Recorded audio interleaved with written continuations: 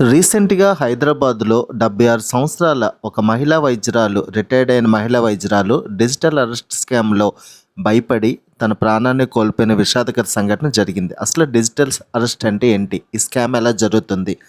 పోలీసులు లేదా ఇతర యూనిఫామ్స్‌లో ఉన్నట్టుగా కస్టమ్స్ ఆఫీసు, పోలీసు, ఈడీ లేదా ఏదైనా కోర్ట్స్ నుంచి మాట్లాడుతున్నట్టుగా మాట్లాడి మన మీద ఏదో అక్యూజన్స్ ఉన్నాయని, మన పేరు మీద ఏదో డ్రగ్స్ వచ్చాయని లేదా ఫ్రాడ్ మనకి నెట్వర్కింగ్ ఏదో ఉందని లేదా మనం ఏదన్నా చూడకూడని వెబ్సైట్స్ అది చూస్తున్నామని మన మీద ఏదైనా తప్పు జరుగుతుందని వాళ్ళు ఆన్లైన్లోనే మన అరెస్ట్ చేసి మన దగ్గర నుంచి ఉన్న మనీ అంతా ట్రాన్స్ఫర్ చేయించుకొని తర్వాత ఎస్కేప్ అవుతారు. యాక్చువల్గా మనకుండే ఏ డిపార్ట్మెంట్స్ ఈడీ కానీ పోలీస్ కానీ ఇలాంటివి కూడా మన పోలీసులు ఫోన్లో బెదిరించరు.